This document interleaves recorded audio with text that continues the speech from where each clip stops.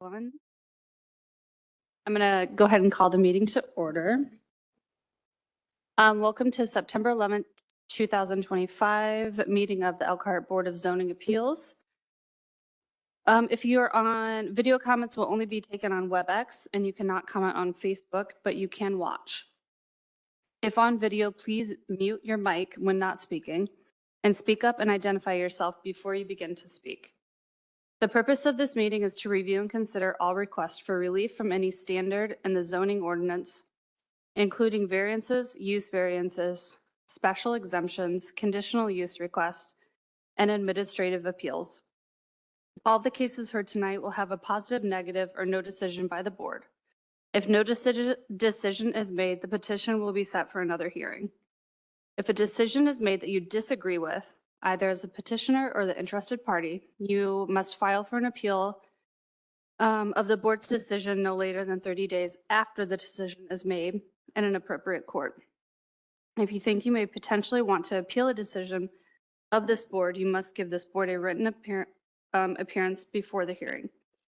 If you are here in person, the sign-up sheet is provided, which will act as an appearance. You should sign in.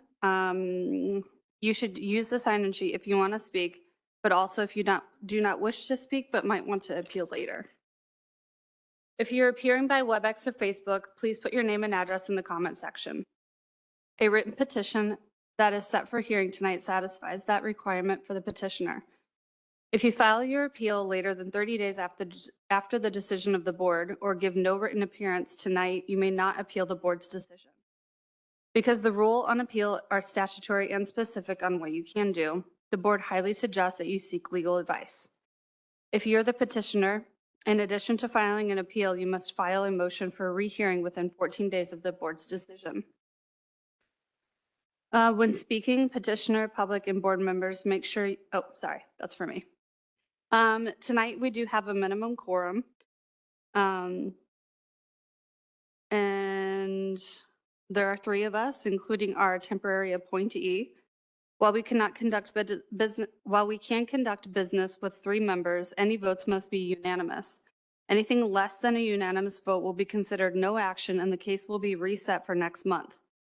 Our temporary appointee will allow us to take action on all items. With respect to the public comment portion of the meeting, public comments will be taken on specific petition hearing before the board. Unlike city council meetings where there's a time for anyone to comment on any issue, we do not have that at the BZA, and the comments will only be taken for or against the petition before the board. All right, and then we'll take roll call. Mulvaney, Here. Avenger Rickhoff, Osborne, Here. Lightman. Here. Hey, thank you. Before we begin our regular business, I would like to take this moment to have a moment of silence in honor of Ron Davis, who is a longtime BZA member who passed away recently. So if we could have a moment of silence for Ron and his family.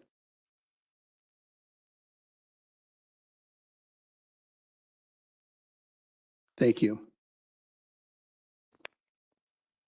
Okay.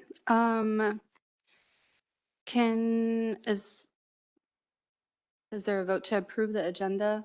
So moved. Second. And roll call?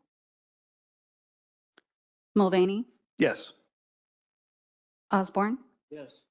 Lightman. Yes. And then approval of the minutes? So, go ahead, Dave. Move for approval. Second. Mulvaney, Yes. Osborne, Yes. Lightman. Yes. And then approval of proofs of publication? So moved. Second. Mulvaney, Yes. Osborne, Yes. Lightman. Yes. Okay, first up tonight is old business. It's 25 BZA 20.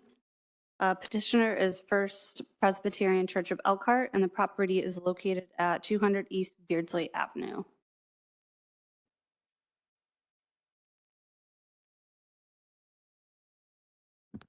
Good evening. Last month, we heard 25 BZA 20. The board approved the wayfinding signage as a part of the request last month, and they tabled and asked staff and the petitioner to meet to see if we couldn't come closer between the request and staff's recommendation. We did meet with the petitioner's agent, and at this juncture, we are still on two different sides of the coin. So at this juncture, it will be up to the Board of Zoning Appeals to decide between staff's recommendation and the petitioner's request. Okay. Can the petitioner come forward? And you are signed in, correct? I have signed in. Okay. Thank you, Madam Chairman, and members of the Excuse me, Plan Commission. would you please speak into the microphone? My name is Bruce Carter. Go down a little bit. This way. You're not as tall as Eric is. Oh, okay. My name is Bruce Carter. I represent First Presbyterian Church. And I want to thank the commission for their time tonight.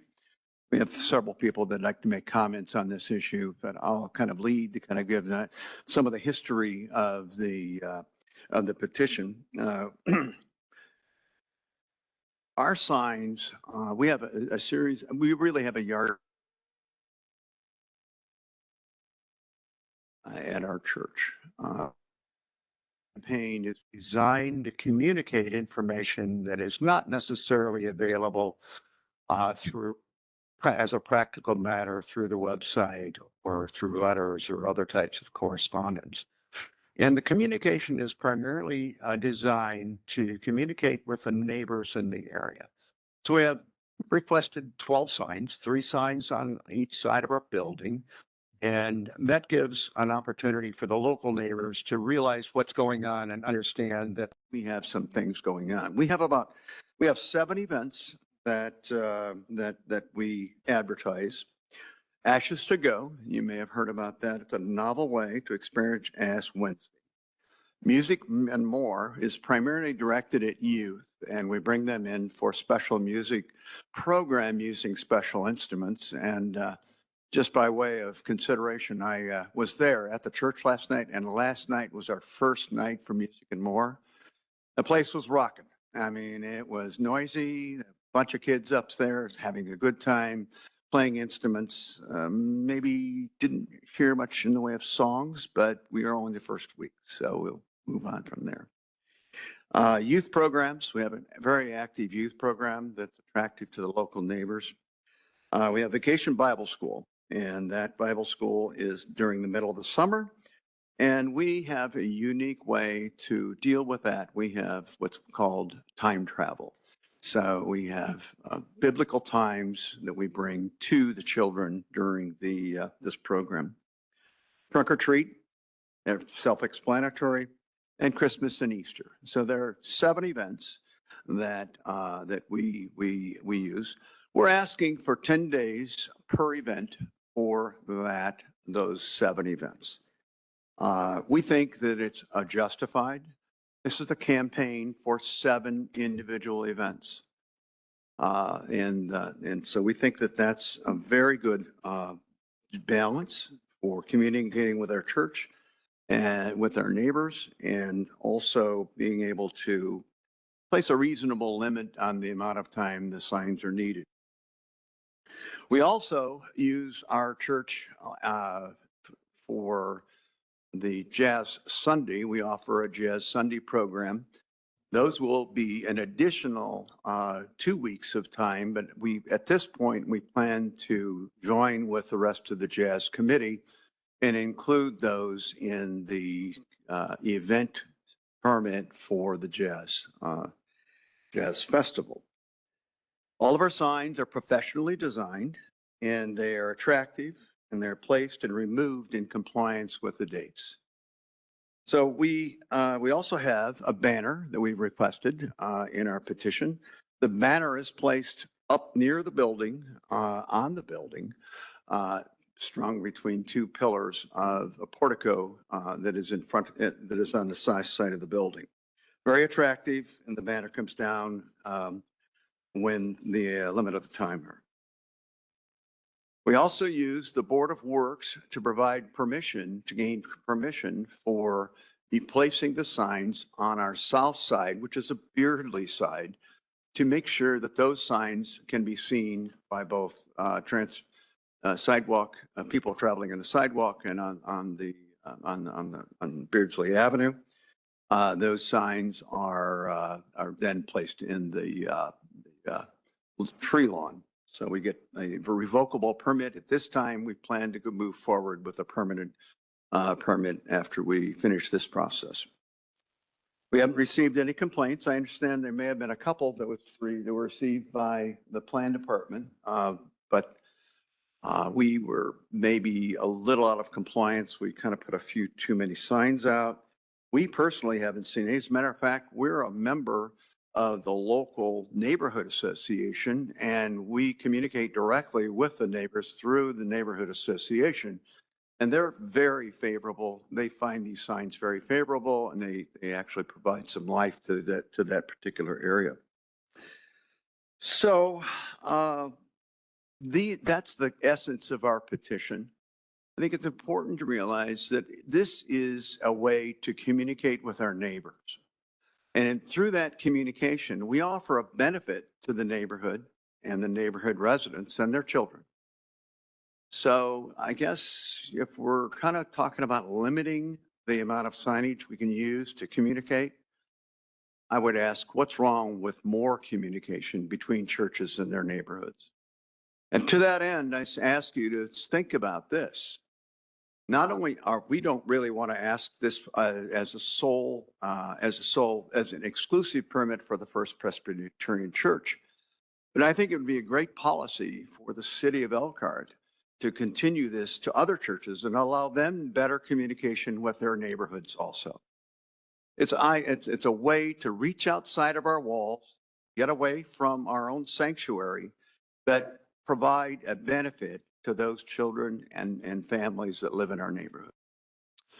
Now I'll turn it over to Sally, Pastor Sally Wicks, and she will talk to you about why. Members of the board, thank you for hearing our request again tonight. I am Reverend Dr. Sally Wicks. So I want to talk to you about the mission of our church. First Presbyterian Church has always taken very seriously Jesus' command to make disciples and to teach disciples. From the founding of the church in the 1860s, the members have invited friends and neighbors to come to worship and to education classes. They were quite innovative in the 1800s. They even went knocking on doors at the hotels in town on Sunday mornings to invite the traveling salesmen to come to worship on a Sunday. Our current church affirmed that commitment to make disciples in 2004 when we established our new mission statement. Our mission is to invite all to know Christ, to grow in Christ, and to share Christ's love. We continue to understand ourselves as an inviting church, welcoming all people to come in and be part of the community as we center around Christ's love. I believe our mission is beneficial to the community, to the city of Elkhart. Christian people, disciples of Jesus, tend to be good people. They follow an ancient set of ethical guidelines. They work hard. They pray for and contribute to their community, and they seek to love their neighbors. First Presbyterian today is full of community leaders and community volunteers. Our people love and support the city. We are also developing community leaders and volunteers for tomorrow. Our children and youth programs reach young people who need extra support. Honestly, I think most young families need all the help and support they can get to help raise thoughtful, respectful, and purposeful young people in our time. Our church offers an environment that helps our members and our friends and the families that get involved with us to center on things that are important, on God, on family, on community service. But our ministry is deeply impacted by our ability to invite others, friends, family, the community, our neighbors around the church, into our wonderful community, which has so much to offer. But currently, the most effective way to invite the people from the neighborhoods into our church is through these small yard signs. When we ask people, how did they hear about our program? How did they hear about our event? They inevitably say, we saw your yard signs and we came and gave it a try. We are very concerned that it appears that the city is trying to limit our ability to use our most effective outreach tool and to limit our ability to pursue our mission to invite all to know Christ and grow Christ and share Christ's love, and to limit our very expression of our faith.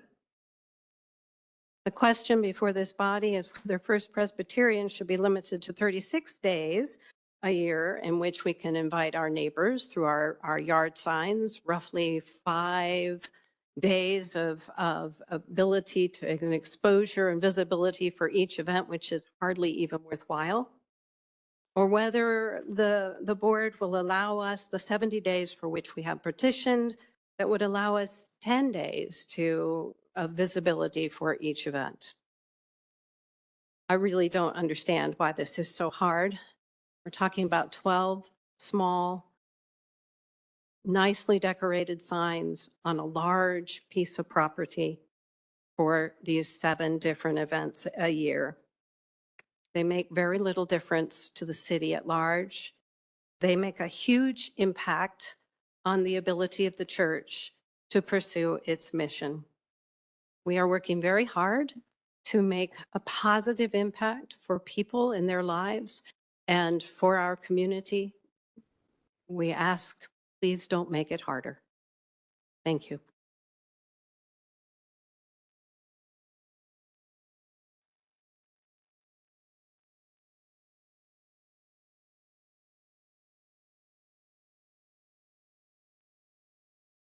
Madam Chair, members of the board, my name is Andrew McCaskey.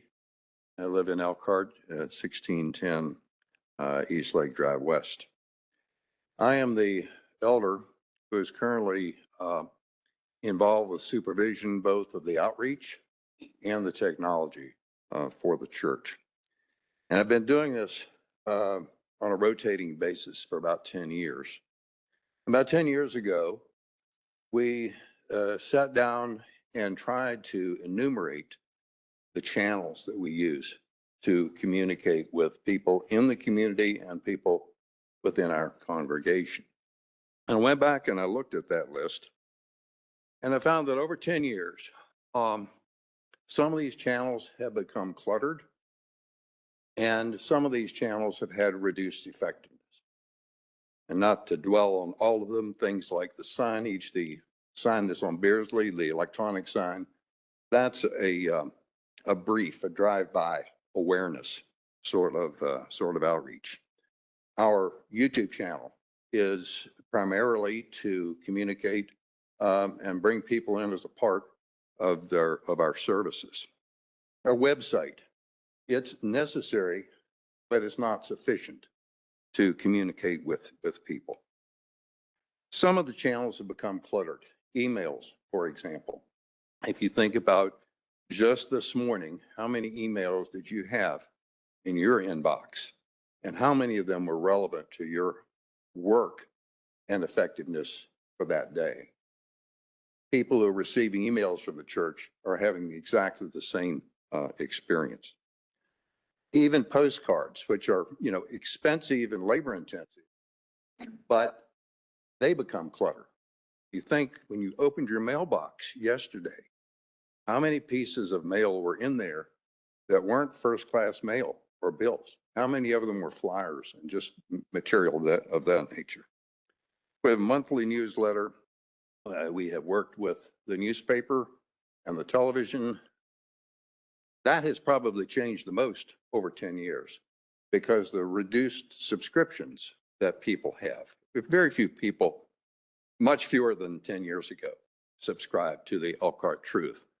And so if we have paid advertisement, we can do that, but it's just not as effective. And then radio and television are tied with special events. The biggest change that we've seen has been in the effectiveness of social media, particularly Facebook. I don't know if you're aware, if you have a number of followers, if you have 500 followers on Facebook and you publish something, what do you think the chances are that your followers, a given follower, will see that? About 3%, 3 to 5%. And so it has not been as effective as it was 10 years ago. What is effective? We have found the most effective way to communicate and cause action from people in the community has been these signs. And it's tied with the fact that there's a QR code on that sign. So they are there. It's an immediate action that they can take that brings them directly to the enrollment screen for Music and More, or directly to the enrollment page for the youth group. And it has become, as Sally indicated, the most effective way that we have found to communicate. This is important not only for our church, but we have been very involved with the Christiana Creek Neighborhood Association, along with other large partners, Ruth Muir and Wellfield Gardens. Now, what distinguishes us from these two organizations is that, first of all, we're right in the center of that community. We have the parking, we have the facility, and most importantly, we're the only nonprofit venue that could be available to the association for a very minimal charge, because those other two entities have different objectives. So restricting roadside signage affects our most effective channel, not only for cost, but for conversion, as I mentioned with the QR codes. And we also feel that the impact affects not only our church, but the CCNA members and people in the community at large. And so we would really, really encourage you to favorably consider the expansion to the 70 sign days we've spoken. Thank you.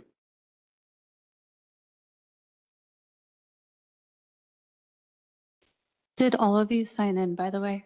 I just want to confirm. Yes, okay. I'm Bill Burton. I live on Crabtree Lane in Elkhart, and I'm a member of First Presbyterian Church.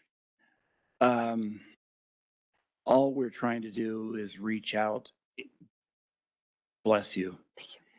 All we're trying to do is reach out into our neighborhood, especially as you've gotten the theme here, the children with Vacation Bible School, Trunk or Treat, Music and More, numerous programs. And it's a matter of how many times folks can drive by and see our notifications. I'm really perplexed as to why this board has been resistant. And it's I feel that I personally feel that I will want to escalate this to the extent I'm able to, if necessary, because it's all we're trying to do is reach out. That's all we're trying to do. And I appreciate your consideration. Thank you so much.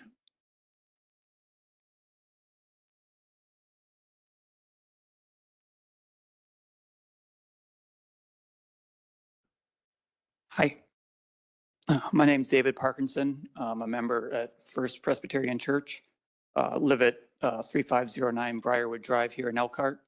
I just want to thank you for hearing our petition and ask that you vote favorably to allow us to do 70 days of the yard signage. I think that's more than reasonable for the amount of different activities we have at the church. Thank you.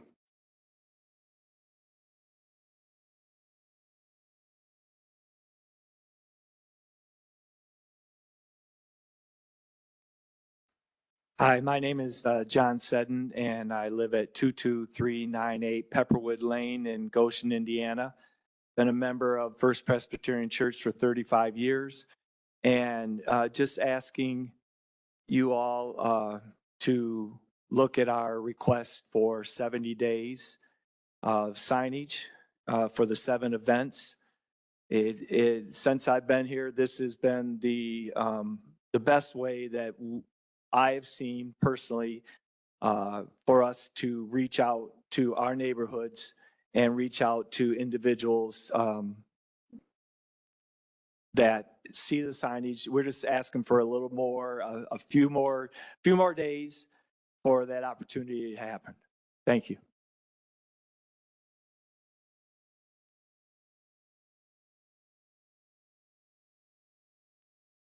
Should put all the short people together and then the tall people. I'm Shirley Ann Miller. I live on 53629 Terra Lane. I'm a member of First Presbyterian Church. I didn't prepare anything. I just sat there thinking about why we should ask for this. And as a parent, I know it was hard to find a safe place that was fun. I could take my kids. And it really helps, when you're driving around, you see a sign and you go, oh, they've got whatever it is. And I know our VBS and our music and more and Trunk or Treat, we keep bringing those up, but I don't know if you ever went to our Trunk or Treat or drove by, but we had hundreds of kids showing up, and most of it's just because they saw the sign, they knew where the church was, and it said, be there on this date at this time, and we had piles of kids. There were years where we had to go back out and get more candy. So, and also, I guess, if you've had kids, you know what a crazy schedule it is and how hard it is to schedule your kids. And if you're driving down the street and you see, oh, hey, this Saturday we can do X, Y, Z. And if the sign's there a lot more than just a couple days, you've got a chance to get it on your calendar and check your spouse and say, hey, this Saturday I want to take the kids to whatever. It gives you a little more time to do that. So thanks for listening.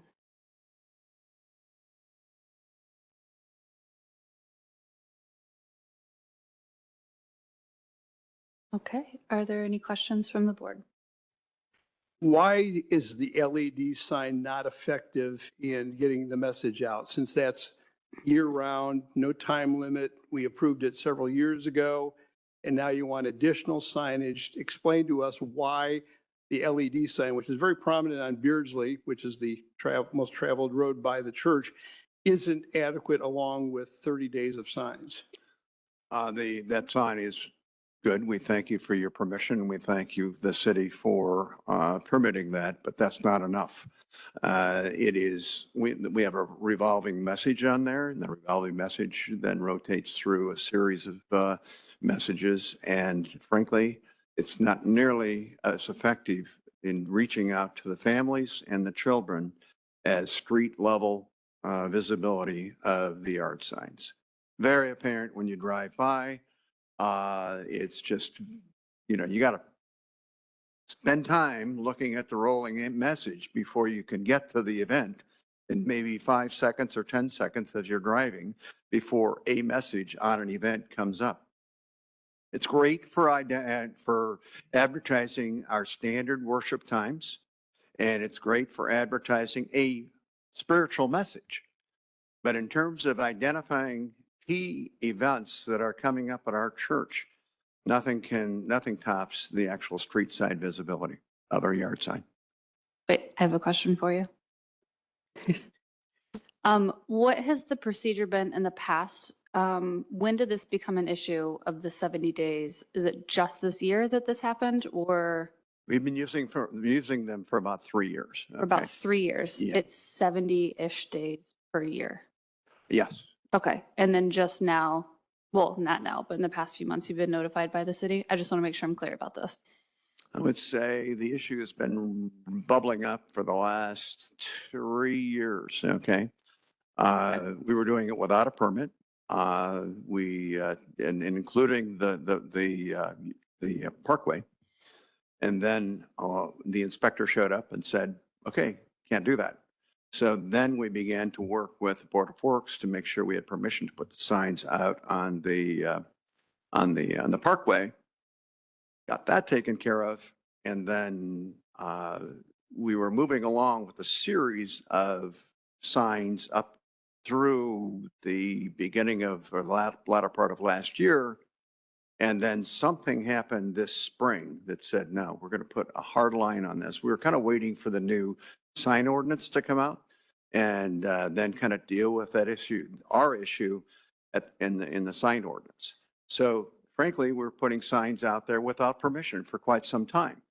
So that's been something, but the nice thing about that is we gained experience with that, and we now know the effectiveness of those signs.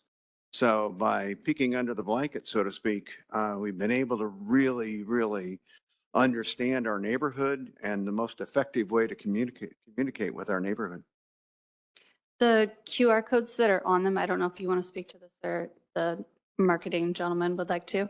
The QR codes are on the actual sign themselves, so when people are driving by, they have to QR code them, so. They're not intended for drivers. Just They're walking intended or for something. walkers. Okay, Yeah. and then on the flyers that you've mailed out in the past, do those also have their QR codes on them? I'm sorry, what? You mentioned that you had sent out flyers in the past to your neighborhood, I'm assuming? Do Yes. those have the QR codes on them also?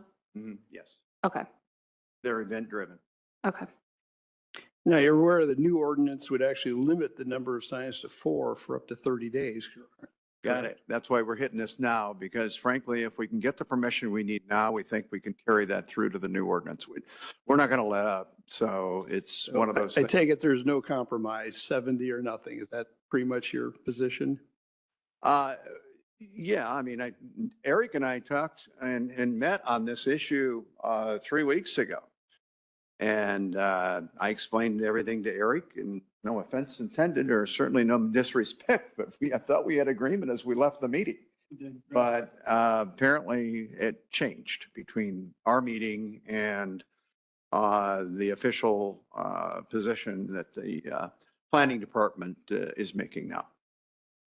So we've been working with and trying to work with the planning department and others all along. Okay.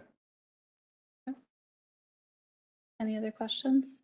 Well, I'd like to say that we're not here to decide merits Can't hear you, Dave. of church's work. We know the church is doing good work. All for them to continue.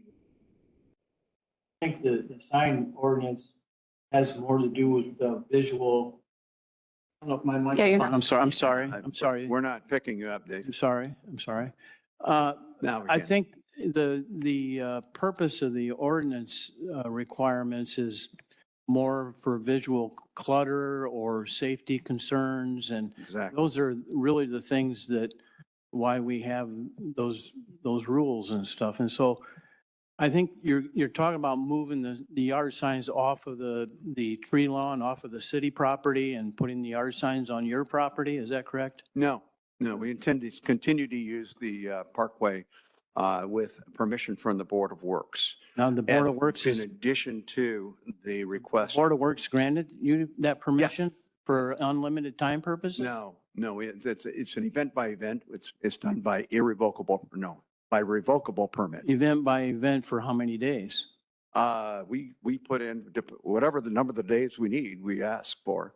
So if it's a 7-day program or a 10-day program or 14-day program, they approve that. My understanding is the Board of Works would allow it, but subject to what our time limitations. Absolutely. That's the issue going, is that they will allow this as long as the signs are in accordance with the sign ordinance. So we're trying to set up a program that sets our program up that establishes a reasonable limit, but still does an effective job of communication with those signs But we will still, in follow-up to that, go to the Board of Works at that time when we get the issue with the sign ordinance settled and get the issue with the Board of Zoning Appeals settled. We'll go to the Board of Works and ask for a 5-year permit for this based upon Right, the well, number of days we're here. You're lucky the Board of Works is willing to work with you on that because, in my opinion, if you're putting signs in the public right of way on city property, that is something you really shouldn't do because it opens the city up for liability factors and things like that. So, you know, when you put your political yard signs out, you put them on your property. You don't put them out on the city property. We have a unique problem, though. We have our parking lot comes right up to the right of way, so we have to find a way to put them out there. Right. And on all due respect, I think that's an issue for the Board of Works to deal with. Well, I'll grant you that. Now, the banner sign, those are going to be on the church's property Yes, and they're going to be up close to the building. yes, they're in a portico. They're strung between the portico columns. And you guys are going to work on some the wayfinding signs on the property. We have two types of wayfinding signs. We have we have sandwich boards that tell people which entrance to go to. Right. And we have the yard signs we use for events to let people know which events are where and where to go. Right. Okay. Well, you know, the staff looks like the staff's been trying to work with you here from what I've been reading here. And they've made a kind of a compromise offer here. You know, we're 36 days to 70 days. We're 35 days off the mark as far as you guys are concerned. Yeah. You know, would you respect if we split the difference with you and added those additional days? I think it come out to like 45 days or 48 days. And would you be content with that? I'd have to confer with my staff, but I would say there's probably some room to move, probably not more than 10 days. Well, 10 days would be down to 60 days. You're willing to go 60 days? I check with the boss, but well, I guess the big obstacle is this number of days for the 12 Absolutely. signs. Now, you know, and putting them out on the tree lawn, you know, you're going to have to find a way to put those signs eventually. Of course, I guess if the Board of Works let you do it, they let you do it. But I would think that would set a precedent citywide. Next thing you know, other people are saying, well, we want to put our sign out on the city right away. They get to and we don't, you know. So I don't know. I would suggest maybe we could go along with our staff's recommendations here and split the difference with you and make it like 45 or 50 days, say 50 days instead of 70. that would, well, let me make a couple Well, of comments. and the other thing is you've stressed the fact that you want to inform the neighborhood. Exactly. Well, it's not a real big neighborhood. Okay. Right. Well, it's Crawford Street, you know, down Crawford, all the way down Crawford and Cassopolis and Riverside. I mean, it's a bigger neighborhood, I guess, but those people can be contacted by handouts or mailers or, you know, have you thought about other ways to communicate with the neighborhood besides yard signs? Well, we have tried all. And frankly, this is the most effective. And I disagree that we do get a lot of neighborhood traffic along Crawford and along the two streets next and Beardsley Avenue. That's a lot of traffic, especially when you consider Traffic, the people in neighborhood cars. we're trying to reach is right in that same area. Right. Okay, well, I'd be ready to give them a few extra days, but I want to make one comment though, and I said it during my talk, and that is, I sat on this Board of Zoning Appeals when I was in the parent administration, okay? And I know what you go through. You go through a lot of details about, you know, where the property, where's the setbacks, what kind of setbacks are required, what kind of fencing is allowed. This is an opportunity for this board to take a stand and actually issue a permit to a church for expanded communication to the neighborhood. It's a policy decision.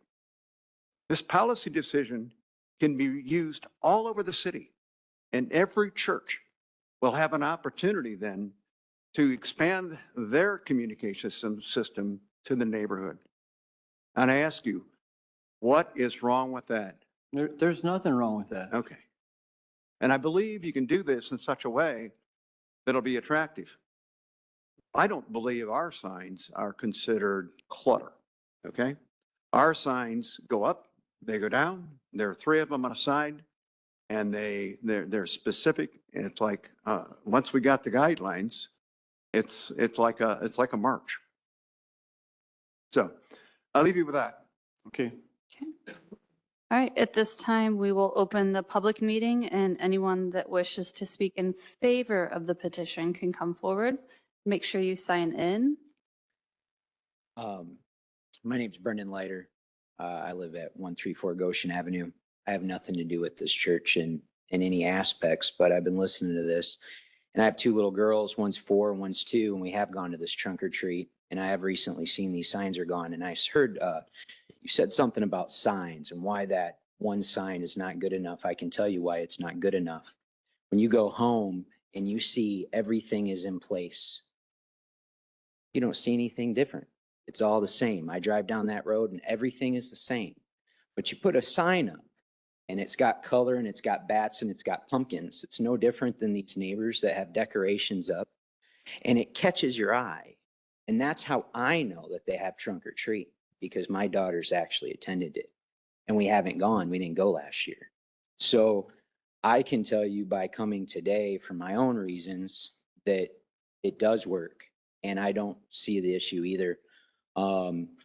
I think that what he did say, as far as churches, I want to tap on this. Our city has an insane amount of homeless.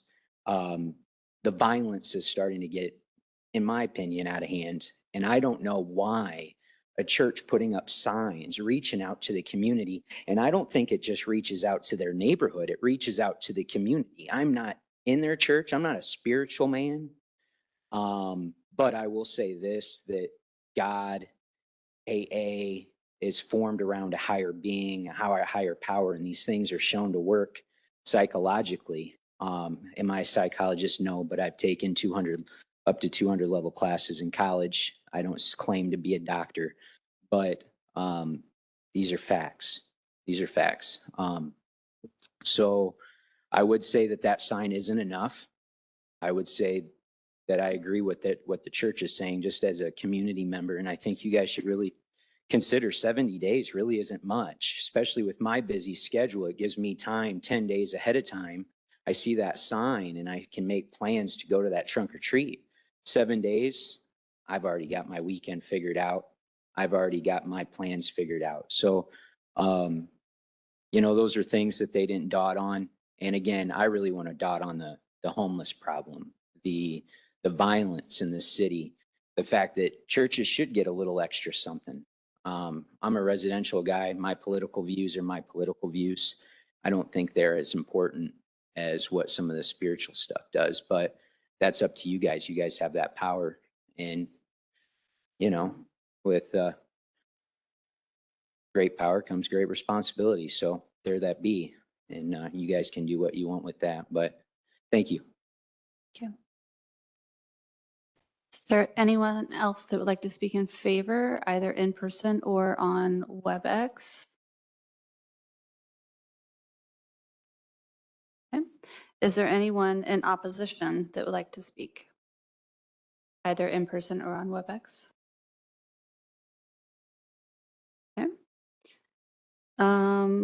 Okay, at this time, I will close the public meeting and invite the staff up for the report.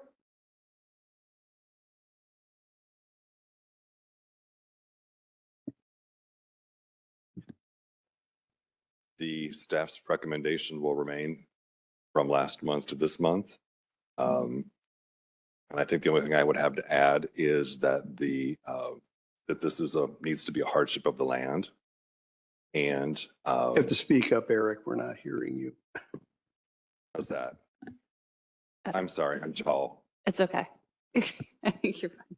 that this is a hardship of the land. And, you know, this could potentially be precedent setting for this board, seeing a lot more of these cases coming before. Now, a couple questions. We're not going to let you off so easy here. You indicate, and the staff has indicated there were community complaints, yet we've not seen any letters in opposition. No, Um, but those only go out to 300 feet within the boundaries of the church. I mean, is these people just called in or something and that's it? What is the rationale? And, you know, this is from a zoning perspective. What's the rationale for the 30-day limit? Is there some standard magic formula that says 30 days is the max? Well, these are temporary signs. And what this is meant to do with the 30 days is to have an even playing field across all situations, whether it be commercial, industrial. Everyone has the same amount of time. They have the opportunities like everyone else for freestanding signage by right, temporary signage allowances in the ordinance. Now, businesses typically don't have events. They just their business versus a church, which may have multiple events. Has there been any consideration in, especially with the new ordinance, in differentiating between organizations that have multiple events versus a business or commercial property that it's just a business that you're advertising? No, we looked at them all the same. Yeah, okay. And we are allowing additional types of temporary signs with the new ordinance, which this church has utilized in the past that aren't currently allowed. So we did come to the table as far as the ordinance updates to allow different types of signage, again, for 30 days. So I just want to be clear about something. So let's pretend that everybody along the main thoroughfares gets to put out signs for their business, events or not. So that could potentially mean that at any given time, there could be hundreds of signs going down a road. And so what we're trying to do here tonight is to say that like we need to even the playing field for everybody, because we can't say that a religious organization is different than a business, even though you guys are doing good work in the community. I just want to be clear about that. Correct. Correct. Okay. So it's just, so we have a even playing field for everybody, because we do have to hear everybody's cases on this. Correct. Okay, thank you. I think we're technically closed at this point. Everything you said is definitely taken into consideration. I just needed to be clear with staff that that's kind of what we're trying to do, is we have to even the playing field for everybody in the city and give everyone equal rights. So I just wanted to make sure that we were clear about that. Okay. And then the staff report. Do we need to do that? Because we already saw it. Oh, it's the same. Sorry. Okay. All right. At this time, I'd like to call for a motion. Dave, you want to offer? Well, my big problem is putting the signs on the public right of way, but I guess We don't that's hear that. beyond our means. I would be in favor of maybe reducing it down to, let's say, 60. And that on the other three sides of the church, whether or not it's possible that those signs would be on church property or on, you know, public property is another issue, I guess. It all has to be the board of, or the city Right. works. Well, anyways, I'll make a motion that we grant the petitioner's request with the exception of changing the 70 days to 60 days. And that's a motion I'll make. And I'll second that. I think a church is a unique entity because of the events, because of the changing liturgical events, different than a business. So I don't think one size fits all, but I think 60 would be a reasonable compromise. So I will second the motion. Roll call on that? Do we need to read the appropriate? Sorry, one second. I need legal counsel for this. You'll probably need to read the script. Oh, I get, Thank you, Maggie. see, where's the script at? Yeah, it would be best if the motion is read and then seconded again. Okay. Then you can take the roll call. Thank Yes. you. Okay. Sorry, Maggie Marnoka, Board's Attorney. Thank you. I move to approve the variance on 25 BZA 20, that we grant the petitioner's request with the documents and presentation given by the staff and the board's finding of fact. And we adopt the conditions, except we allow for 60 days instead of 70 days. I think that's pretty much it. I'll second that motion. Okay, roll call. Mulvaney, Yes. Osborne, Yes. Lightman, No. No action, it bumps over.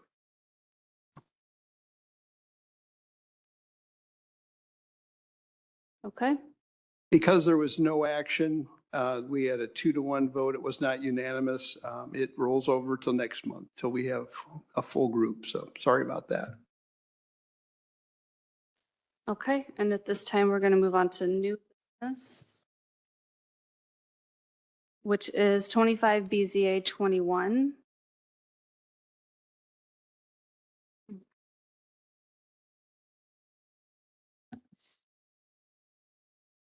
The petitioner is Thomas M. Nickel Investments LLC.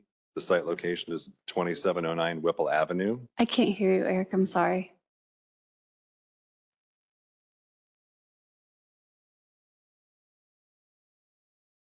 The request is to vary from section 18.6 yard requirements in the M1 district, which requires a 25-foot front yard setback, to allow for the proposed building at 8 3/10 foot setback, a variance of 16 7/10 feet, to also vary from section 18.6 yard requirements in the M1 district, which requires a 15-foot side yard setback, to allow for the proposed building at 10-foot setback, a variance of 5 feet. Also, section 18.2H permitted uses in the M1 manufacturing district, to allow for the construction of indoor storage facilities in the front yard. Okay. Go ahead and come on up. Good evening. I'm Deborah Hughes from Surveying and Mapping, representing the petitioner, Tom Nickel, who's here with me this evening. Tom has a positive history in the city of purchasing older properties and improving them for new uses. He purchased this property in December of last year, 2 buildings that were built around 1960, and has painted the 2 existing buildings, installed landscaping and new signage, and has cleaned up the property. The 2 existing buildings are rented to local business people for their operations. Tom wants to build 1 new building with individual units and overhead doors for individual storage, rental for individual storage for cars and boats. The proposed building would be 8.3 feet from the north property line, as Eric said, where 25 feet are required. The 2 existing buildings are 2.6 feet and 17.2 feet from the front property line. So neither of those meet the requirements and are considered non-conforming. The proposed building would be used for storage, and storage is not allowed in the front yard, the front 25 feet by the zoning ordinance. Whipple is a dead-end street that ends at this property, and a front yard storage use would not create a nuisance to any adjacent properties.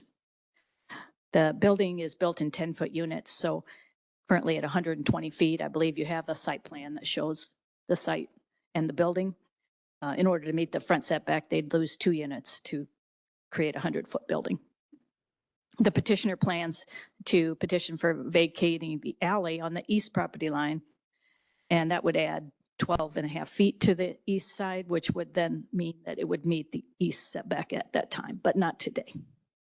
So we request your approval of the storage in the front yard and the variance from the front setback and side setbacks as outlined in the petition. I'd be happy to address any questions. All right. Thanks. Question I have, maybe the staff. Yeah, sorry, I forgot the staff report. One of the first. conditions is a apron of concrete at a depth of 20 feet. So those We're are the talking 20 feet conditions that down. Eric has requested. So there, right now would be a 5-foot strip of concrete outside each door. And Eric's asked for 20 feet so that a car outside would be. Okay, so define for me depth. We're not talking Not deep, 20 feet deep, 20 feet horizontally about width. parallel. width Okay, away more from- width than, okay. yeah, 'Cause standard thickness. what are you parking on there? And the petitioner has no objection with Okay. that condition. Okay, that answers it. So you have no problem with the conditions then? Yeah, the other condition Eric requested was that the property be paved because current zoning requirements are for pavement in any commercial or industrial property. And he offered a opportunity for the petitioner to come forward with a schedule where he would be able to pave the entire lot. And he provided a deadline to provide that schedule, which is acceptable also. Okay, thank you. Thank you. I got some questions. Yes, Dave. I'm looking at the drawing here and some of it's penciled in red and I guess that's the drainage area. Yes. Yes, Yes. we are providing drainage for the new building. Right, so that Retention. the water runoff and everything's been figured out and that's adequate. That's correct. The project has been submitted for city technical review, which does include drainage review, and it has met all those requirements. And on the side of the building, are there going to be multiple doorways on that side of the building? Yes, on the west side of the building, Multiple garage doors? multiple overhead garage doors for individual units, yes. Okay. And the big gravel area is what you're saying is they're going to blacktop that gravel area? That's what's been requested, and so the petitioner would be asked to come forward with a schedule when he'd be willing to do that, how long he would need to accomplish that. Right, and and the then condition- that area will have to be drained somewhere. The rainwater will have to be drained somewhere, right? Yeah, that's correct. So is that? So right now, the site has no surface stormwater retention. So if it's paved, then some of the water would run off that now could soak into the ground. So that would be increasing the amount of runoff into this area. So you can see that on the north side of the fence, there's a gravel strip south of the road on both sides. And so that's where the rainwater would go. That rain area would remain gravel outside the fence. Okay. And what's the likelihood that that alley is going to get vacated? It's already fenced off, so it is unimproved and unused. So So you're I would say it's Going to discharge, highly likely. rainwater into the alley? This proposed building would have its own ditch along the backside to collect its water. The other parts of the site would drain in the pattern they currently drain. So some of them drain out toward Whipple, some drain west toward Hall Avenue, and some drains east toward this building. So there would be drainage ditch on the south side and the east side to collect water around the building. The drainage from future pavement would follow the pattern it already follows. So there was no request for any additional retention storage as part of the conditions. It was Fine. just to pave the lot. Right. Okay, thank you. Staff report? Actually, doing Wait, did I, a public meeting. was I not doing? Did I skip? Oh, Or you're that's down here. Sorry, I think I got it out of order. Yeah, I think you've got to have public hearing first. Yeah, sorry. Okay. And at this time, is there anyone here that would like to speak in favor, either in person or WebEx? Anyone that would like to speak in opposition, either in person or on WebEx? Okay, at this time, I'll close the public meeting and staff report.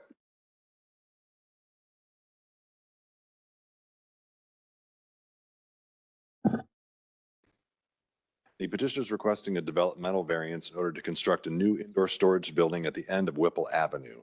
The property is located in an industrial area west of Middleton Run Road between Middlebury Street and Toledo Road. The request is to vary from section 18.6 yard requirements in the M1 district, which requires a 25-foot front yard setback, to allow for the proposed building at 8 3/10 foot setback, a variance of 16 7/10 feet, to also vary from section 18.6 yard requirements in the M1 district, which requires a 15-foot side yard setback, to allow for the proposed building at a 10-foot setback, a variance of 5 feet. Also, section 18.2H permitted uses in the M1 limited manufacturing district to allow for the construction of indoor storage facilities in the front yard. Based on information provided by the applicant, the other two buildings were constructed in 1958 and 1965. The area was annexed into the area was annexed into the city in 1966. There we go. The other two buildings on site are currently non-conforming with regard to building setbacks. The proposed storage building would add a third structure on the property. It is not uncommon for multiple buildings be built over time in manufacturing areas. The new use as a storage building is permitted. Due to the configuration of the property, the north and south building layout requires some relief from the developmental standards. The project has been submitted for technical review, and this variance action is the last item to be addressed for complete project approval. The staff recommends approval of this variance. Staff recommends approval of the developmental variance based on the following findings of fact. The approval will not be injurious to the public health, safety, morals, or general welfare of the community because the storage building will be constructed and inspected to ensure it is built per all applicable building code requirements. Number two, the use and value of the area adjacent to the property will not be affected in a substantially adverse manner because the area is located within an M district and storage buildings are common use. Number three, granting the variance would be consistent with the intent and purpose of this ordinance because a small measure of relief is when uniquely warranted. Number four, special conditions and circumstances do exist which are peculiar to the land involved and which are not applicable to other lands or structures in the same district. Due to the location of the existing buildings, the area left for development is somewhat limited, thus requiring a variance for new development. Number five, the strict application of the terms of this ordinance will result in practical difficulties in the use of the property because the owner would not be able to place the structure in the most practical location. Number six, the special conditions and circumstances do not result from action or inaction by the applicant because no construction has begun.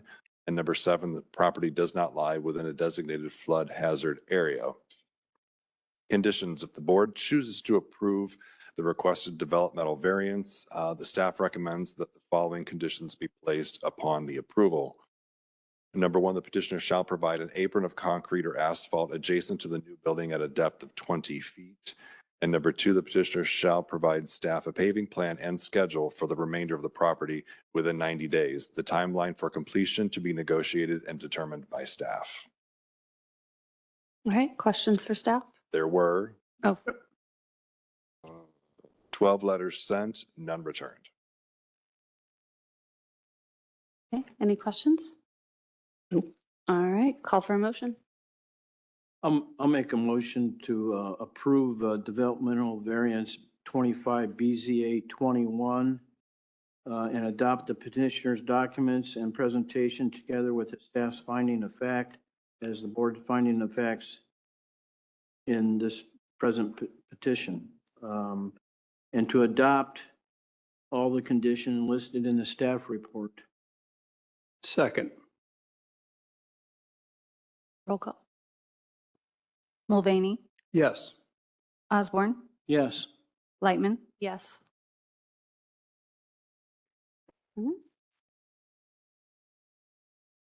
Okay, next up is 25 UV 08.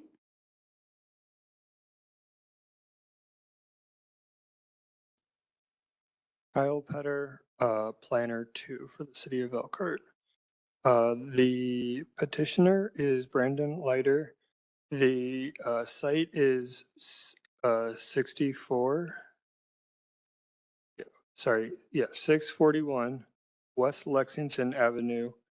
The request is to vary from section 5.2 permitted uses in the R2 single family dwelling district to allow for a lodging home.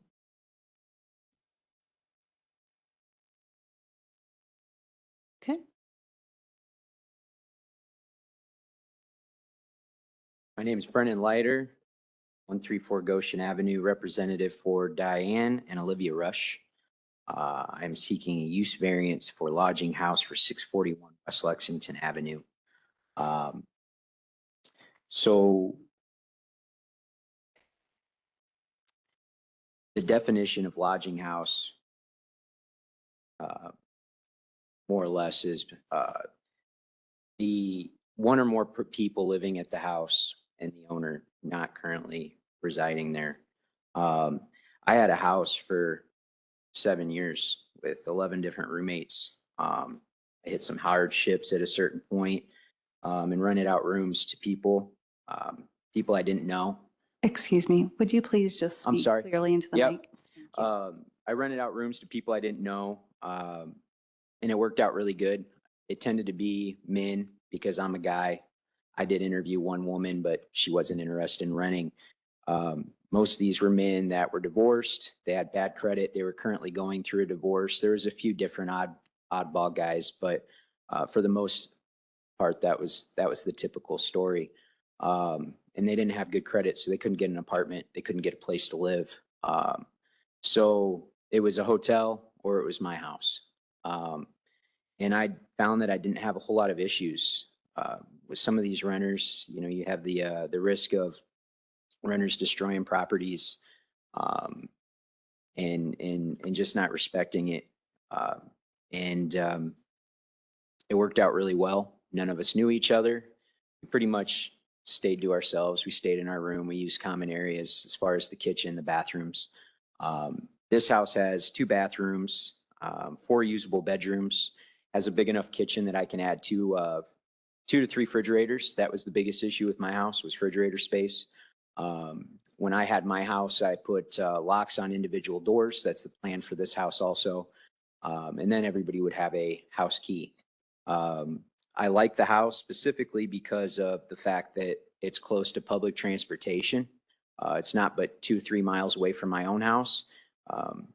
You know, the big argument is that, well, not the argument, but the big concern was in Hart that I'm not living there. I was living there at this house when I was renting out rooms back, you know, years ago. But I wasn't there that often. I worked a lot. And I'll be there quite often as far as I'm going to have to mow the grass and check in, collect rents, and so forth. Let's see here. I came up with some of the policies. I know that some of the policies are going to change. They're going to be added. I'm going to find some things don't work or do work. This is new. I know that this isn't something that is typically requested, but I think that we're seeing a whole new era of housing shortage in the community. And I think that this could possibly help that. I know that the city has had bad taste in their mouth, I guess, with this happening across the city. But I want to say that the difference between me and them is they didn't ask for approval. They started with manipulation. And they started by trying to stay underneath the radar and get away with something. I'm trying to do this the right way. And I think that it'll be very good. Like I said, I didn't have a whole lot of issues with my house, and I think it'll go pretty smoothly. But I'd like to take on this project. Okay, I got a couple questions for you. Yeah, what you got? In the back there, it looks like there's a deck for the second floor. Does that have a stairway? Or is that just a deck coming out the back door? There's a deck, but there's no stairway from the upstairs. Is that what you're talking about? The second? Right. The second floor does not have stairs. It has a door walking out to a deck. Steps could be added. I know that was a concern with the building inspector. Public fire code. Okay, yeah.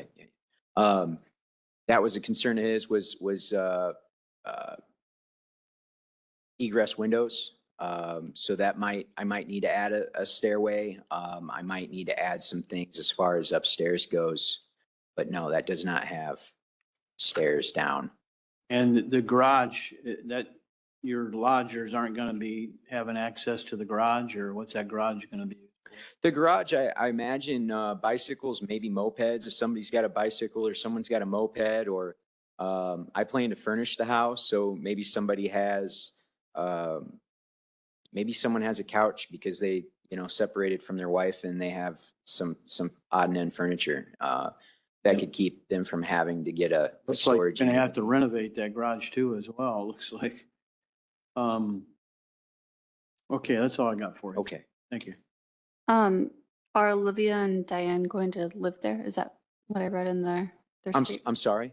The Olivia and Diane, are They they are not going to live there. residents? Yeah, they're the current owners. Oh, okay. I'm interested in buying the property. Got it. I Okay. won't move forward with the purchase unless this is approved. Okay, thank you. Sorry, I just read that there. Okay, thanks. Well, I appreciate you reaching out to the city first before buying and then asking questions, or as it's happened in many cases, converting into a lodging home or boarding, we used to call them boarding houses, without telling the city anything. We find out after the fact. We used to have one in our neighborhood on Crawford Street that had been there for 60 plus years, probably. Got grandfathered, but then it lost its grandfather status. But I'm impressed. It sounds like you've got a good plan. I assume you have no problem updating the house to code to bring it up to the current building code then? The plan is to move forward with it. I saw what Eric had typed up before I came here, or zoning. But I don't know costs. I don't know exactly what the city's going to want from me. I plan to have the builder come out before I purchase it. That way I understand what needs to be executed. I can talk to maybe some licensed contractors and see what the expense is going to be. Okay, and so you did see the conditions? I did. You're okay yes. with that? Yep. Okay. Okay. Any other questions? I have a question for Eric. Okay. Thank you. Eric, we got 5 conditions there. I'm just wondering if we should add a 6th condition there that they meet all building department code issues or whatever. I mean, we don't know if the deck back there would be approved by the fire department or not. And so I'm just wondering if we need to add something that makes sure that he goes through the proper inspections, or. I think that's well within your purview. I did take, when I toured with Kyle, our building inspector, to give a cursory look. I mean, it wasn't meant to be a full-fledged inspection, but we needed to be in the structure so we understood what we were dealing with. He did point out a number of things with the property that would need to be brought up to code. So if this board wanted to add that condition, I don't have an issue with that. I think it's well within your purview of this request tonight. Yeah. Okay, thank you. Mhm. All right, at this time, I will open the public meeting. If there's anyone that would like to speak in favor, either in person or online, come on up. Yep, come on. Have you signed in already? Okay, will you please sign in?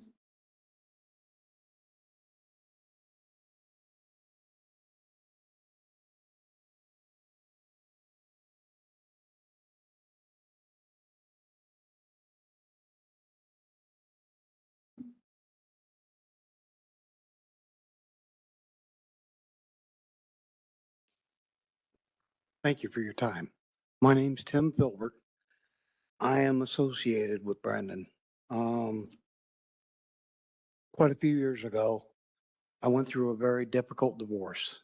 I lost my home, lost my job, lost probably part of my mind, but I couldn't even afford to rent a room by the week out at one of the hotels.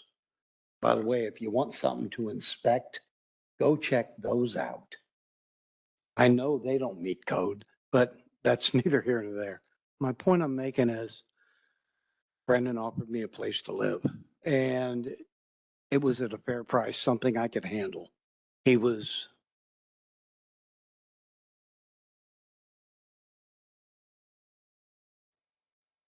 more concerned about the people than he was about their money. Elkhart doesn't have anything like that. It doesn't exist. You folks know the housing crunch in this city and every city. Something like this could make a huge difference. In fact, I encourage you to let others do the same. Yes, a landlord has an obligation to make sure the folks that are there are going to take care of it. And he was really good about that. You either did what you were supposed to do or he didn't have a problem getting rid of you. So I don't think you have to worry about it becoming like, he's not a slumlord. He cares. And I think the home will add a lot to the community once again. Thanks for your consideration. Thank you. So anyone else in person or on WebEx? Okay, is there anyone that would like to speak in opposition, either in person or WebEx? All right, at this time, we'll close the public meeting and do the staff report.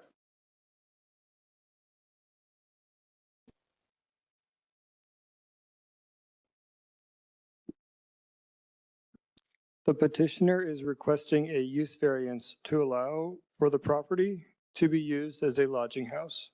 Section 5.2 permitted uses in the R2 one-family dwelling district does not permit lodging houses. The definition of a lodging house is a structure other than a hotel, motel, or boarding house where lodging without meals is provided for compensation primarily on a long-term basis. The request comes to us from the petitioner looking to purchase the house and establish a lodging house in the R2 one-family dwelling district. The R2 zoning district does not permit lodging houses as a permitted uses. Boarding houses and lodging houses are allowed as a conditional use through the Board of Zoning Appeals in the R5 urban residential district. The petitioner reached out to staff during the necessary due diligence in order to establish the use. The petitioner was made aware at the time that the board's action would be required. During meetings with the petitioner, staff indicated that having some rules of conduct would be appropriate as there would be no one on site that was the owner or manager of the building. The petitioner has supplied such with other petitioner materials. Based on the assessor's records, the two-story building was built in 1902 and is approximately 1,800 square feet with 900 square feet on the first floor and 900 square feet on the second. The building has been used as a single-family home since it was constructed. The property is located in the 100-year special flood hazard area, and we have records that there was some flooding that occurred in 2018. So there has been cases where water has come onto the property. Staff conducted a site visit of 641 West Lexington Avenue with the building department along with the petitioner on August 27th, 2025. In staff's opinion, the house was in fair condition. The house has had minimal updates and will need to be brought up to current code. During the inspection, the building department staff noticed code deficits that will need to be addressed, starting with the spindle spacings on the rear deck that don't meet code. In the basement, electrical wiring in multiple locations did not terminate properly, and a licensed contractor will be needed to repair these. There is one furnace in the house. If this is approved, so this part is from the, what the building official had said. If it was approved for a multifamily property, our city ordinance requires separate heat and electric sources for individual units. There are baseboard heaters in the upstairs rooms that look like they are from a single power source feeding the system. The applicant will be required to work with the building department in order to ensure all necessary code requirements for the increase of intensity are made. So those were some of the comments that the building official had made. The house currently has 2 full bathrooms, 1 on each floor. On the first floor, there is 1 bedroom with a kitchen, a living room, and a dining room. On the upper floor, there are 3 bedrooms with 1 additional room without a closet, with the potential, with the adding of the closet, it would then become, it could become a bedroom as the code would allow. In reviewing permits, on the property over the last few decades, work has been completed to keep the property in a habitable condition. In 2020, the water heater was replaced, and in 2017, a new roof was installed on the house, as well as repairs to the porch.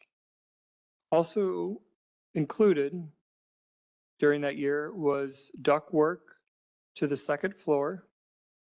In 2015, the furnace was replaced and light remodeling occurred with drywall repair, bathroom updates, paint, and carpeting. Then in 2010, the roof on the porch was replaced. And in 1987, the rear porch was replaced and was, and in its place is the current porch, as we could tell, for the first and second floor. The lodging house is being designed / set up to house 4 people with 1 individual per bedroom with a shared kitchen, living room, and dining room. From the street, this detached dwelling unit will have the appearance of a single-family home. This request will allow for the property to be redeveloped and continue to chip away at the shortage of housing in our community, as outlined in the Zimmerman-Volk housing study. The city needs housing at every level, and this request helps the city in adding more units throughout. The main concerns staff has with the request is parking and the long-term upkeep of the house. In this neighborhood, there are a mixture of residential units, both rental and homeowner, that occupy the surrounding property. The range of density within a 2-block radius ranges from single family up to 3-family dwellings. Parking demands could grow as the rooms fill up or when guests visit, leading to the need for more available parking in close proximity to the proposed use. Currently, the existing parking meets the minimum requirements for a single family, 1 off-street parking space, and 1 garage parking space. The only parking guest parking for the house is across the street along West Lexington Avenue. The close proximity to the downtown area and available bus routes would reduce the parking demand. Based on the Elkhart zoning code, boarding and lodging houses are required to have 1 space per bed, which would equal a total of 4 parking spaces if the 1 room upstairs did become a bedroom. Staff recommends approval of the variance. Recommendation. Staff recommends approval of the use variance based on the following finding of facts. The approval will not be injurious to the public health, safety, morals, or general welfare of the community because the house will be brought up to code and inspected to ensure it meets all applicable code requirements. Number 2, the use and value of the area adjoining the property will not be affected in a substantial adverse manner because the use is of a similar residential intensity found in the neighborhood. Number 3, the need for the variance does arise from conditions pertinent to the property because the use is not listed as a permitted use. Number 4, the strict application of the terms of this ordinance will not result in practical difficulties in the use of the property because the owner would be able to use the structure as a single-family home. Number 5, the request does comply in part with the comprehensive plan, which calls for this area to be developed with a medium density residential. Number 6, this property does lie within a designated flood hazard area. Should the property be damaged by flood waters, the property will be expected to be brought up to code as per the special flood conditions. If the board chooses to approve the requested use variance, staff recommends that the following conditions be placed upon the approval. Number 1, there shall be a maximum of 1 individual tenant per bedroom. Number 2, a developmental variance will be required if the petitioner cannot meet the minimum off-street parking requirements. Number 3, parking in the rear of the property will be paved. Number 4, if the lodging house ceases to operate for more than 1 year or the property is sold, the use variance becomes null and void. Number 5, any violation of the terms of this use variance as determined by city zoning administration shall render the use variance invalid. Okay, any questions for staff? Are there current occupants in the facility? Oh, sorry, were there any mailed out? Oh, Sorry. I always, yes, there was 25 letters sent and 0 responses. okay, thank you, sorry, I'm gonna write that on there. And my question is, are there people living in the house now? Yes, there are, the house is currently for sale and there is currently tenants who are living there. Okay. Thank you. Questions? Nope. All right, this time I'd like to call for a motion. I go, Dave, because you had the condition, so. All right. I'll move to approve the, it's a use variance, number 25 UV08, and adopt the petitioner's documents and presentation together with staff's finding of fact as the board's finding of fact in the present petition. We're going to and adopt the conditions listed in the staff report and adopt the following condition of the fact that the petitioner contact the building department and the fire department and have them inspect the building to find out if there's anything that needs to be done and for the petitioner to make a plan to meet those requirements to satisfy our code ordinance. And that would be the addition to make number 6 on the condition list. I second. Roll call? Mulvaney, Yes. Osborne, Yes. Lightman, Yes. Okay, thank you.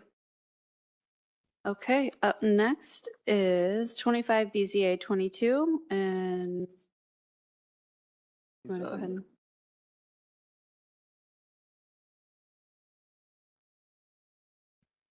The petitioner is Aaron and Christina Yoder.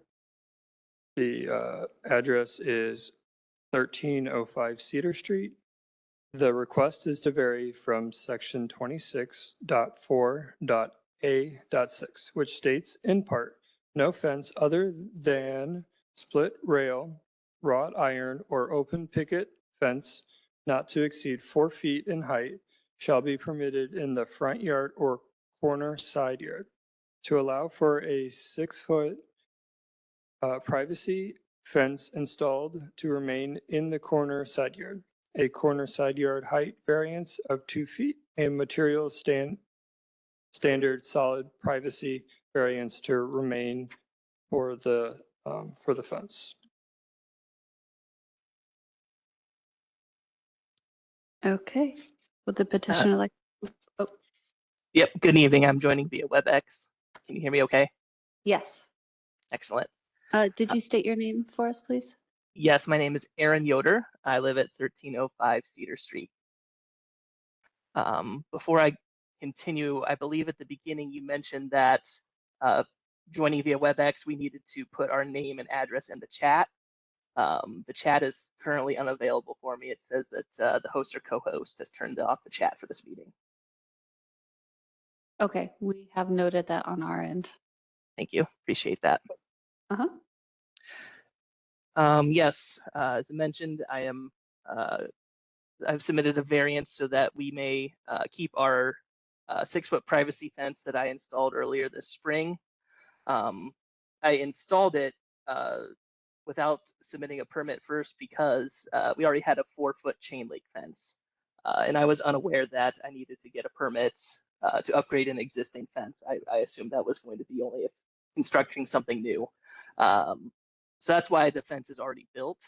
I would have absolutely not put it up had I known that there was an ordinance particular to corner lots that would have prevented the 6-foot privacy fence going up.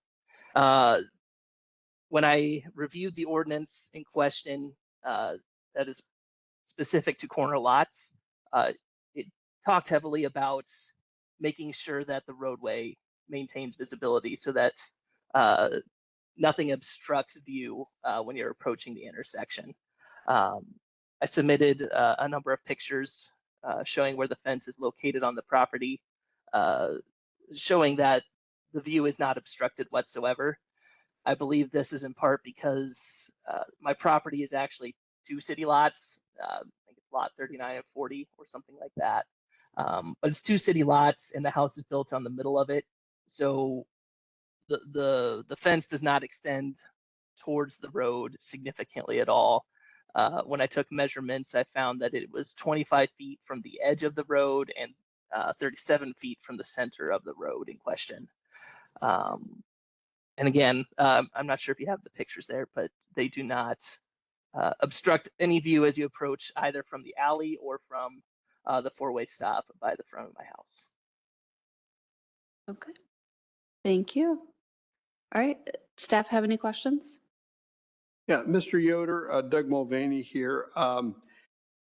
Ironically, as noted, under the new ordinance, which is probably going to be passed this fall, your fence would be allowed. Now, the question that staff had, and I don't know if you have an answer, is where is the property line along Oak Street? Have you been able to find the property markers? I've used the Elkhart County GIS system to look at where the property line is. Using the measurement tools on that website, it was about 15 feet from the edge of my home. The privacy fence that I installed is extending out 8 feet from the edge of my home. So I believe I'm well within the property line. Okay, yeah, because they said if it's more than a foot from the property line, it would be allowed. So you think it's more than a foot from the property line based on the GIS then? Yes, it should be 7 to 10 feet from the property line, I would say. Any other questions?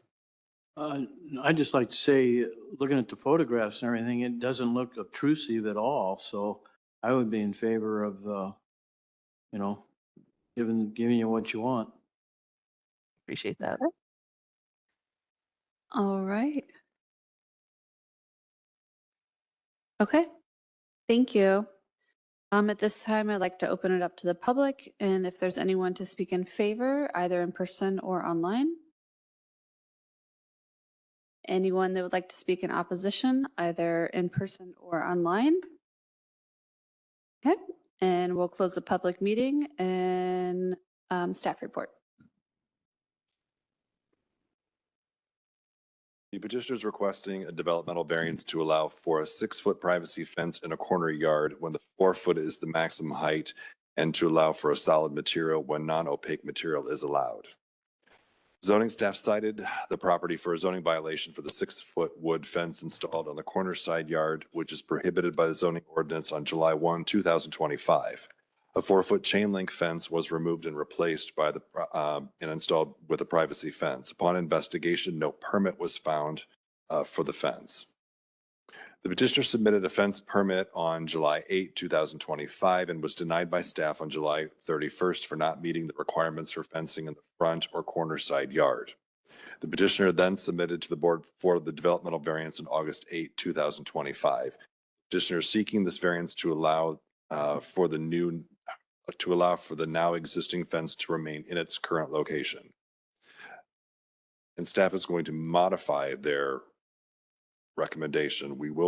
We are willing to recommend in favor. I'm going to add some conditions at the end.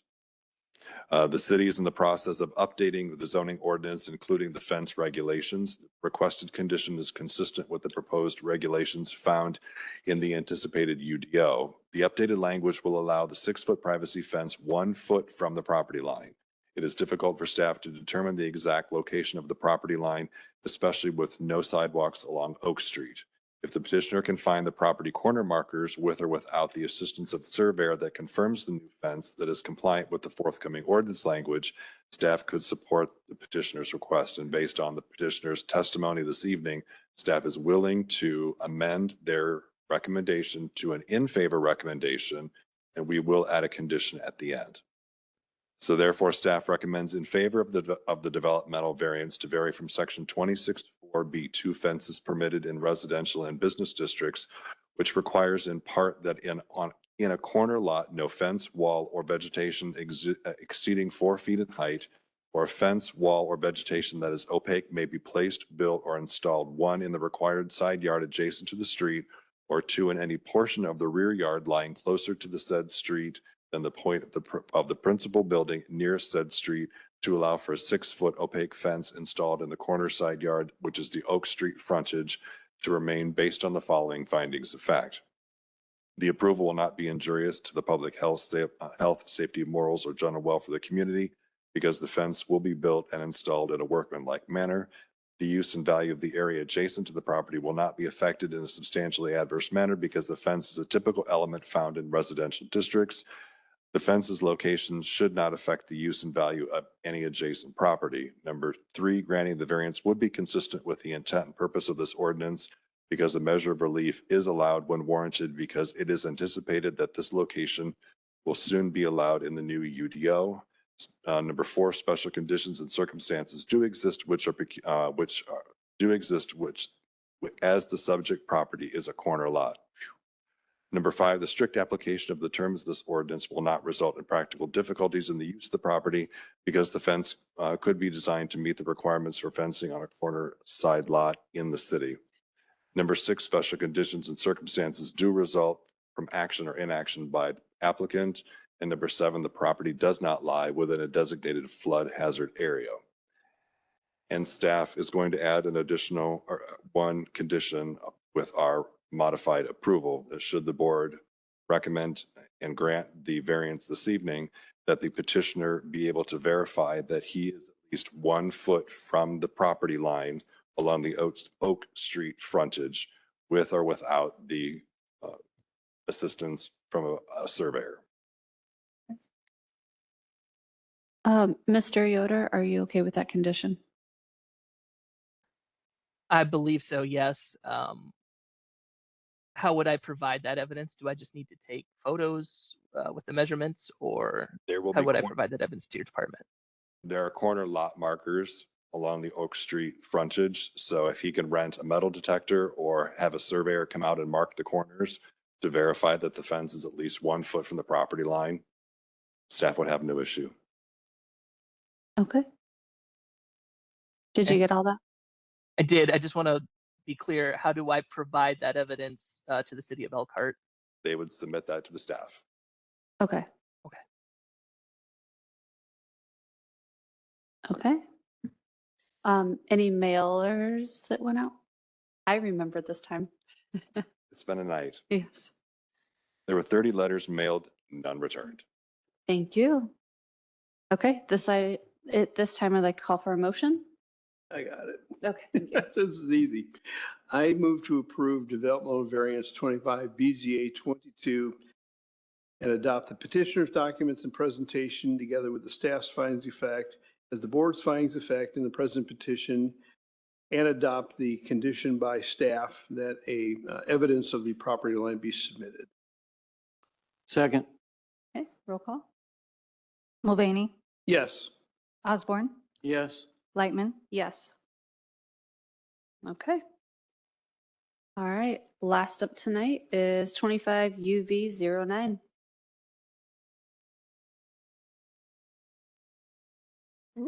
The petitioner is Steve Hill.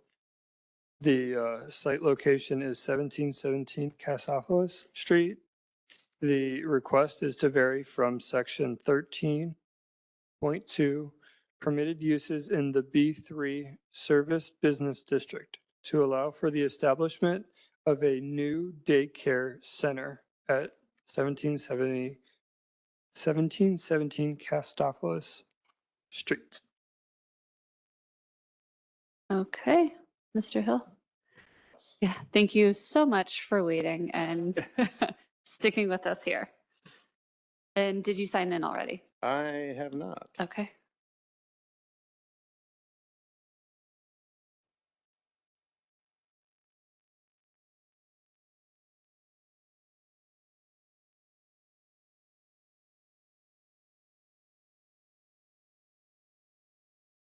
All right, tell us what you would like to do.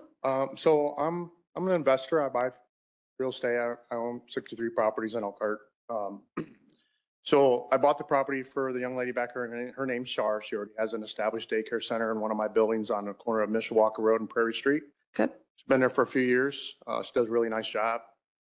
The building that we're looking to do is in comparable size, comparable traffic flow, location. Courtyard needed for a little play area. Okay. I We got it all here. Are you aware of the conditions? Pardon me? Are you aware of the conditions that the city? I have not spoken to them at all. Oh, that's okay. Do we read those now or just wait for the staff report? Or should I read them really quick? Yeah, these are standard conditions for all daycare centers. So.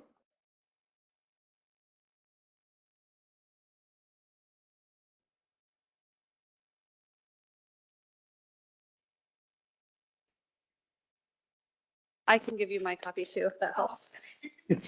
You're welcome. There you go. It's probably standard to your other one too. Can you come up to the podium? Wait, can you Please come up here? to the podium. Well, I mean, we're just here now, so I know, but we have to keep the minutes. So she can tell you more about it, but she gets state inspections. They have to approve the facility as far as traffic flow, exits, fires, extinguishers. She can tell you more. She knows all about that. Okay, that's fine. I mean, I'm her contractor. I mean, if you want to speak, that's fine. I just wanted to let you know that there are conditions and that do you agree with them? That's it. But if you're already running a daycare, it's probably pretty standard for you. Yes.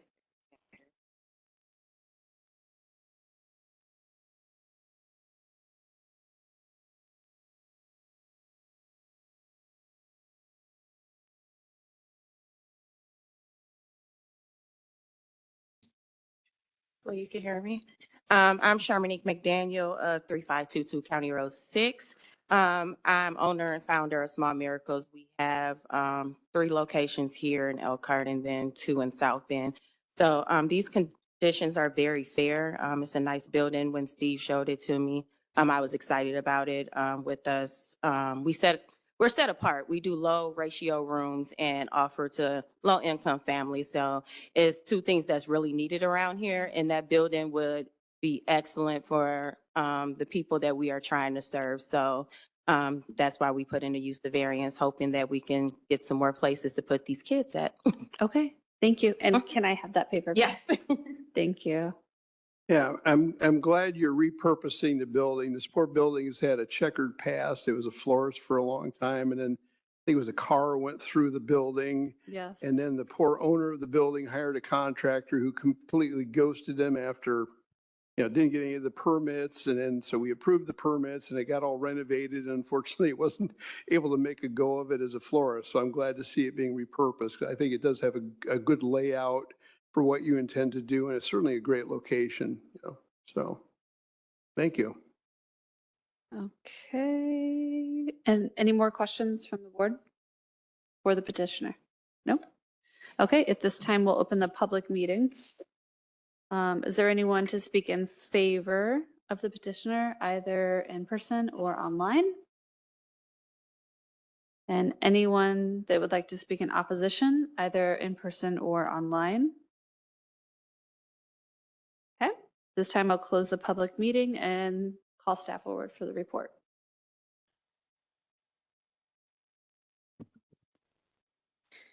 The petitioner is requesting a use variance to allow the property at 1717 Castophilus Street to be used as a daycare center.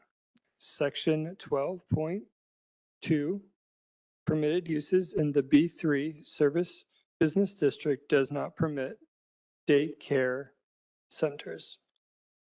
The need for the use variance comes from the fact that the B3 zoning district does not permit daycare centers as a permitted use. The property was formerly the Westview Florist and is now vacant. On the rear and side of the building is available parking. The building will require remodeling of the area for the kitchen as well as the bathrooms. The petitioner is seeking local approval to operate a daycare center at 1717 Castophilus Street. The city of Elkhart requires, in addition to state approval, local approvals in order to operate a daycare center.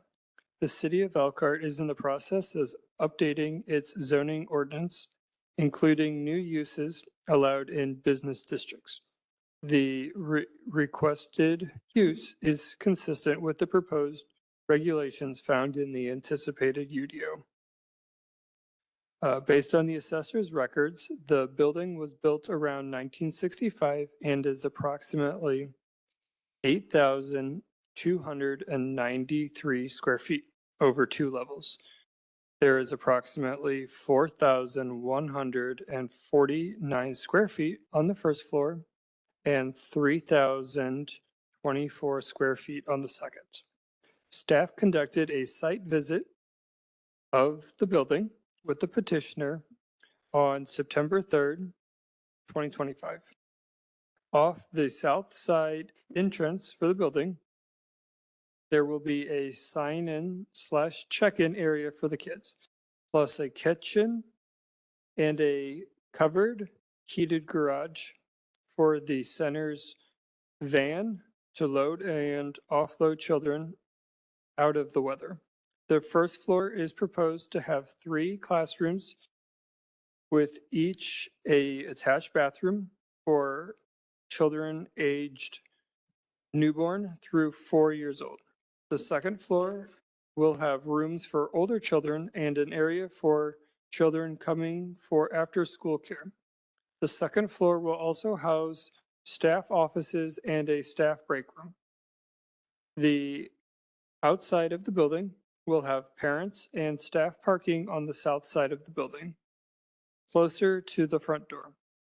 The rear of the property will be used for outdoor activities with the existing green area made usable for children play equipment, as well as additional parking during drop-off and pickup times of the day. The petitioner is also proposing to install a gate in the parking lot on the east of the building, which will be open from 4 a.m. to 9 a.m. during operation. It will close at other times to allow the enclosed area to be used as a secured play space. The peak hours of child drop-offs will be 7 a.m. to 9 a.m.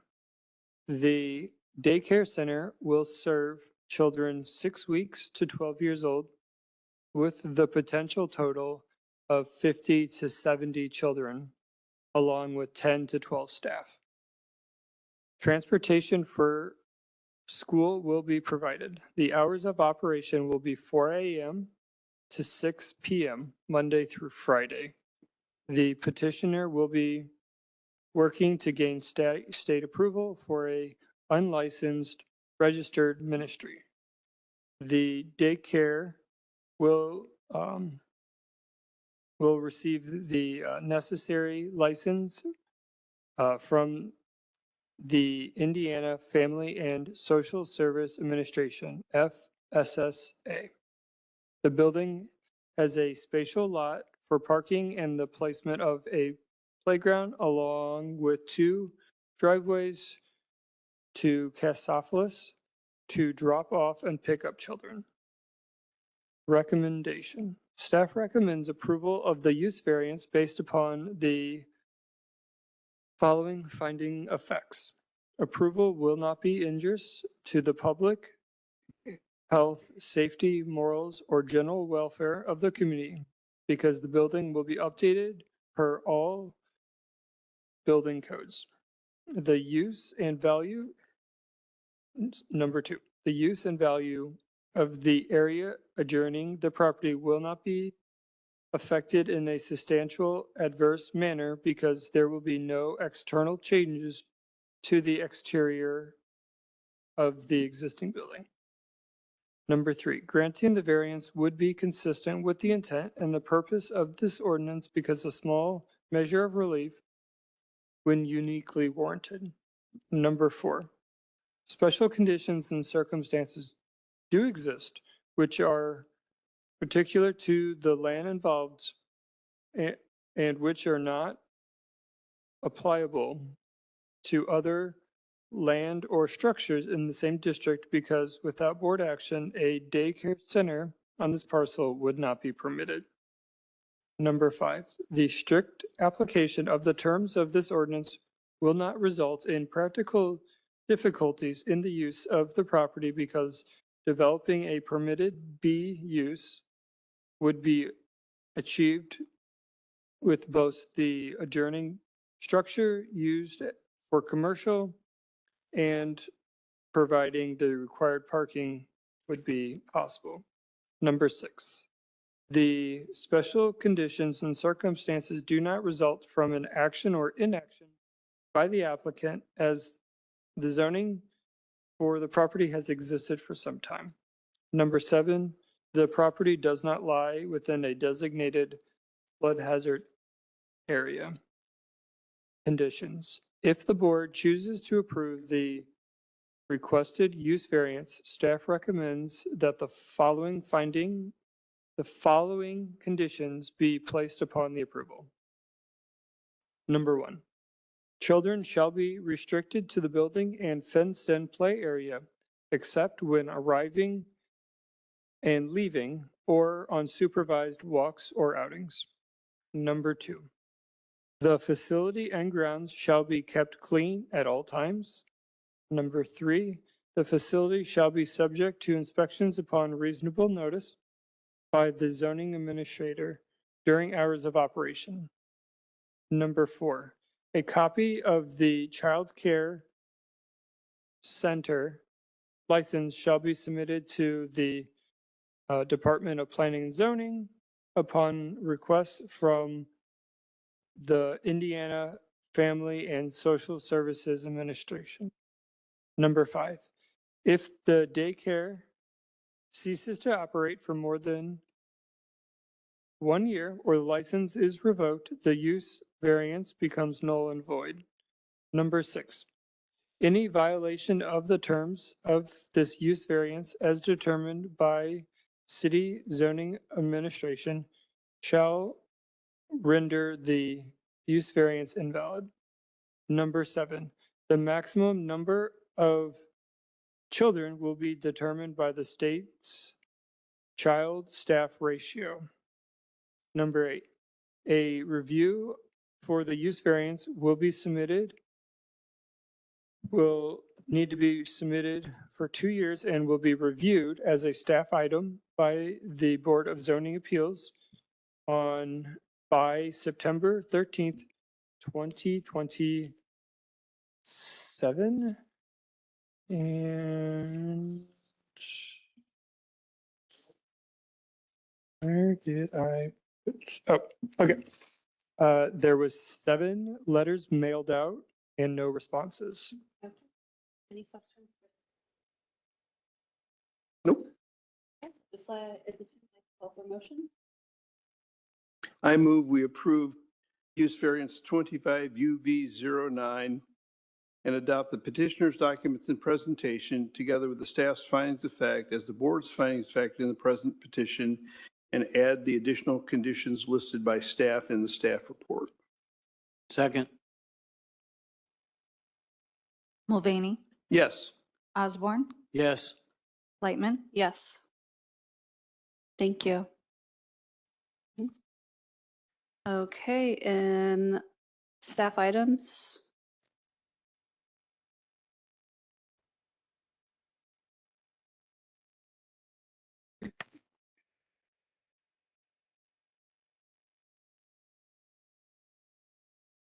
Okay, 19X14U. We are going to have to postpone our staff item because we neglected to bring the folder. Okay, It's one of those days. I apologize. that's okay. All right. Okay, is that it? Move to end the meeting. Move to adjourn. Second. All those in favor? Aye. Aye. Thank We are you. adjourned.